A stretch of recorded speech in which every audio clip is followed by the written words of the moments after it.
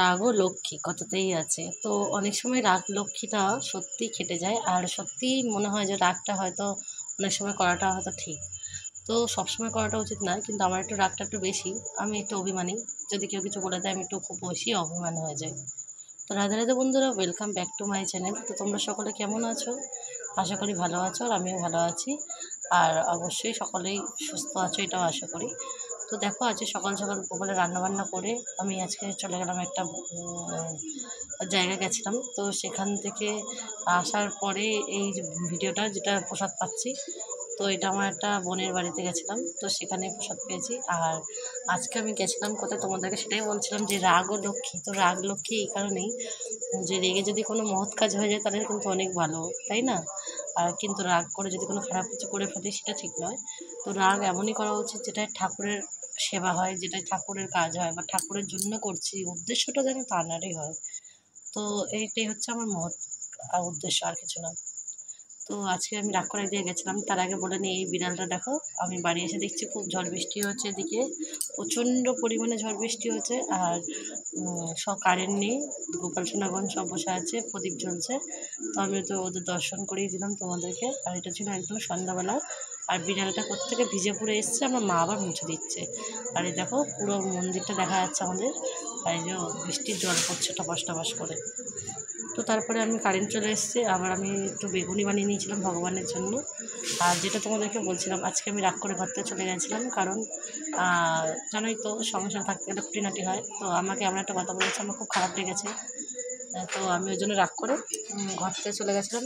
মানে ঘর থেকে গেছিলাম বলতে কি, আমি জানতাম যে বিকালবেলা চলে আসবো, কিন্তু তখন চলে গেছিলাম। গিয়ে আমি গোপালের জন্য অনেক কিছু মার্কেটিং করে ফেললাম। তো ভগবান যা করে ভালোর জন্য, এর জন্যই কথাটা বলা। তো দেখো গিয়ে আমার কোনো ক্ষতি তো হলো না, বরঞ্চ লাভই হলো। গোপাল সোনার জন্য অনেকদিন নতুন নতুন কিছু বস্ত্র কেনা হয় না, বা গয়নাগাটি যেখান থেকে আমি কিনতাম সেখানেই গিয়ে কিনেছি।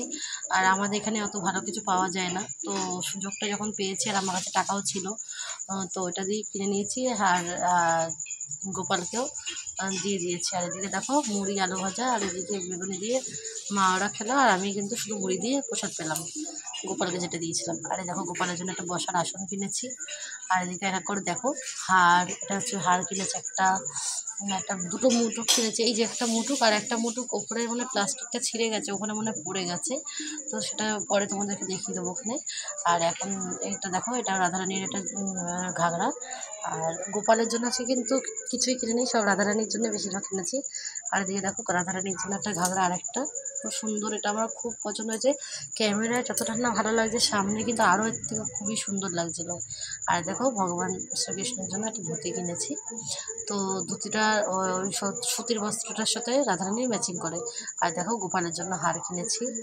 আর এই দেখো একটা হার, মানে অনেক কিছু কিনেছি আজকে, আমার খুব আনন্দ হয়েছে। আর গোপালের হাতে যে বাঁশিটা আছে সেটা অনেকটা বড়, তাই গোপালের ধরতে কষ্ট হয়, তো ওই জন্য আমি এটা ছোটো থেকে বাঁশি কিনলাম। আর ওর মধ্যে কিন্তু কানেরও ছিল, আশা করি তোমরা দেখেছো।